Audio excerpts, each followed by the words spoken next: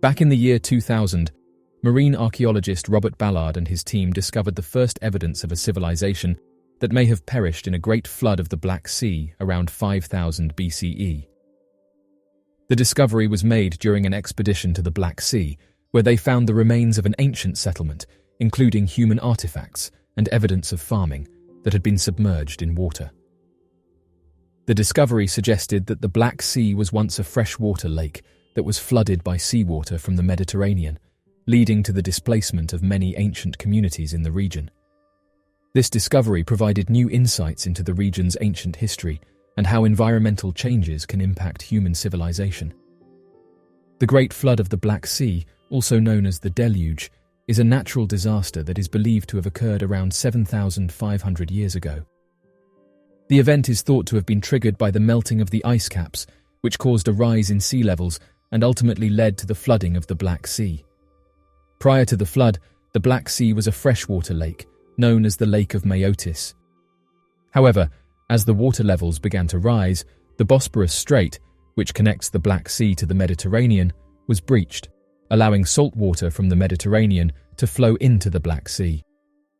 The flooding of the Black Sea is believed to have occurred over the course of several decades, with the water levels gradually rising as the Bosporus Strait widened. As the water levels increased, the shoreline receded, and many settlements that had been built along the coast were submerged. The flooding of the Black Sea is thought to have had a significant impact on the people who lived in the region at the time. Many scholars believe that the flood may have contributed to the development of the Noah's Ark story, as well as other flood myths from around the world. In recent years, archaeologists have discovered evidence of ancient settlements that were submerged during the flood, including pottery, tools, and other artifacts. These discoveries have shed new light on the impact of the Great Flood of the Black Sea and have helped to further our understanding of this major event in human history. Many ancient cultures around the world have stories and legends that describe a great flood or deluge that destroyed the world or wiped out humanity. While the details of these stories vary widely, there are several common themes and possible explanations for why so many cultures have similar flood myths. One possible explanation is that many of these cultures lived in regions that were susceptible to flooding, such as river deltas or coastal areas.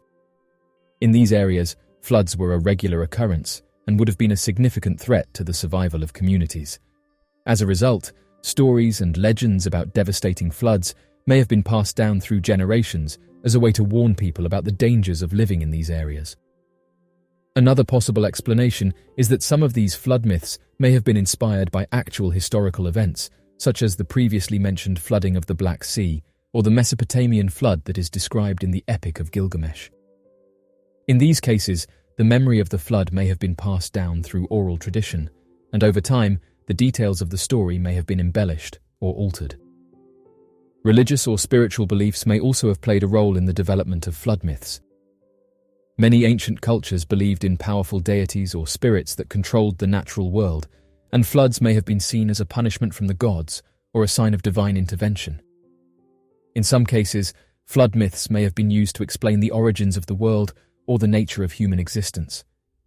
Finally, it's possible that the prevalence of flood stories is simply a coincidence or the result of cultural diffusion. As cultures interacted with each other through trade, migration, and other forms of exchange, stories and legends may have been shared and adapted, leading to the spread of flood stories across different regions and cultures. What did the ancient Sumerians say about the Great Flood? The ancient Sumerians, who lived in Mesopotamia around 4,000 years ago, are among the many cultures that have a flood story in their mythology. The Sumerian flood is recorded in several different texts, including the Epic of Gilgamesh and the Atrahasis epic. According to the Sumerian flood, the gods became angry with humanity for their disobedience and decided to send a flood to destroy all life on earth.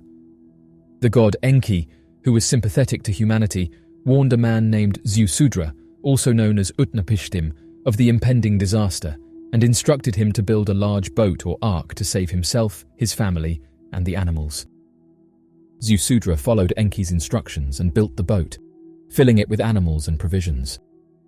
When the flood came, it lasted for 7 days and 7 nights, during which time the boat was tossed and turned by the raging waters. Eventually, the flood receded, and the boat came to rest on a mountain. Ziusudra and his family emerged from the boat, along with the animals, and were hailed as heroes for their survival. The gods, realizing their mistake in wiping out all life, granted Ziusudra and his wife immortality as a reward for their courage and wisdom. The Sumerian flood story shares many similarities with other flood myths from around the world, including the biblical story of Noah's Ark. It's possible that these stories are all based on an actual historical event. Regardless of their origins, flood stories continue to capture the imagination of people around the world and offer insights into the ways that ancient cultures sought to understand and explain the forces of nature and the mysteries of the universe. Valley of the Golden Mummies. At the Baharia Oasis, a breathtaking discovery was made, an acropolis which contained various tombs of great importance. 105 mummies were found, all in idyllic condition for bodies so old. The area came to be known as the Valley of Golden Mummies, and it is theorized that there may be 10,000 mummies buried here, deep in the earth. Dr. Zahi Hawass discovered them about 380 kilometers from the pyramids. It was an accident when a guard's donkey's leg fell through a hole in the ground. They found gold glimmering beautifully down below and decided to excavate.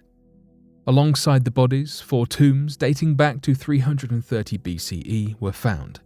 Some mummies were gilded and obviously wealthy citizens, merchants, and their loved ones most likely. Some mummies were wrapped in linen, a more economic approach at mummification. It seems that sometimes whole families were laid in the same graves. Archaeologists found one female mummy's head laying on the stomach of a male mummy, assumed to have once been her husband. Further artifacts were found, such as gold, jewellery, pottery, coins, bracelets, rings, earrings, and all types of precious metals ranging from silver to bronze to gold and even ivory. The burial site included little clay statuettes of mourners. The point of these was for them to weep for the deceased for eternity and let them never be forgotten. Other statuettes were found of mothers who symbolized fertility. Empty vials were found, and the largest speculation is that these held tears for the loss of life. The tombs lacked any inscriptions. What started off as an accidental discovery of gold turned into an excavation of 105 mummies, which since its initial founding has become 200 mummies. This has revealed an incredible amount about Romanized mummification during this period, and the culture of the ancient Roman-influenced Egyptians. All this greatness occurred because a donkey took one wrong step and its leg fell through the sand. The fact that the most grandiose of discoveries are found by complete and utter accident makes one wonder how many more things lay beneath the ground, hidden right underneath our very feet. Human history pushed back 400,000 years by new discovery. Sometimes it's the smallest of changes that have the biggest ripple effect, and our whole perspective can shift ever so rapidly. History might seem as though it is stuck in the past, though in reality, history is reflected and dictated by the present. Everything we learn that has happened is susceptible to change with any new discovery. In this case, a single jawbone managed to rewrite our historical timeline by a staggering 400,000 years. A fossil of a lower jaw was uncovered in Ethiopia back in 2013. It has been dated to reveal that it is 2.8 million years old and holds important insights into how human jaws and teeth have developed throughout time. As far as we know, this jaw is the oldest piece of evidence we have from any species that belongs to the genus Homo, like us humans eventually came to be. So, this jaw has the potential to clue us in on just how the species within the genus Homo managed to evolve from their most primitive states all the way to us today, not only in the 21st century, but also back to when we became Homo sapiens at all. Up until this finding, the fossils that have been found to be any older than 2.5 million years old have been too poorly preserved to obtain any valuable data from them. This discovery marked an important turning point in archaeological research, in which we were able to see some of the earliest records we have of our lineage. Dr. William Kimball, the director of the Institute of Human Origins at Arizona State University, said, The leady jaw helps narrow the evolutionary gap. It's thanks to the fossil, which represents a critical point in the timeline of human evolution, that we have a better understanding of this transitional period, even if it means correcting a lot of research that we already took for granted. This is a vastly noteworthy example of just how much change one small finding can bring to an entire discipline, subject of work, and species as a whole. Human evolution is perhaps one of the largest butterfly effects known to man. The small changes, the minor decisions, and the single mutations are still evident millennia later. Denisovan's DNA reveals mystery of human evolution. We have long had an interest in those that came before us, and while the Neanderthals are spoken of somewhat with frequency, the Denisovans were only found to have existed in 2008. This recent discovery of their ancient existence has led to many shifting details in our understanding of human evolution. They have made an appearance in our archaeological field and have left a trail of new research in their wake. Even following their finding in 2008, our timeline stood to be corrected, with us believing they existed just 50,000 years ago. As of 2015, however, we found that this number was far too limiting, and that, despite initial understandings, the Denisovans had been hanging around and walking the Earth for what could easily have been tens of thousands of years longer. This age correction was the result of speculations surrounding the true age of some fossils that were key in understanding this species. DNA from the species was tested, obtained from a tooth fossil found in a southwestern Siberian cave.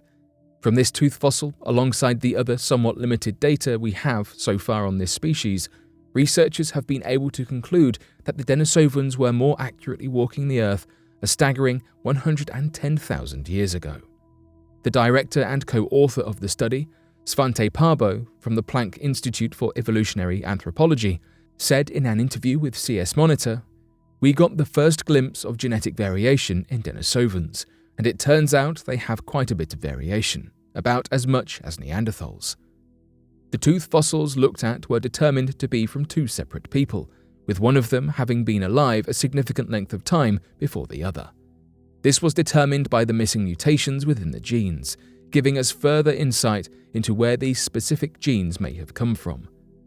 Despite some people's theories, the Neanderthals and Denisovans, whilst similar, are very distinct species. Their resemblance is incredible, with the differences between their species only being evident after very closely analysing the original fossils.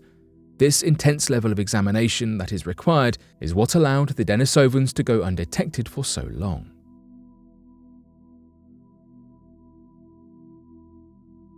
So, what do you make of the Great Flood? Be sure to leave your questions and answers in the comments section below and help us to grow this community while working to solve these unexplained mysteries. Thank you for watching, and don't forget to subscribe for more videos.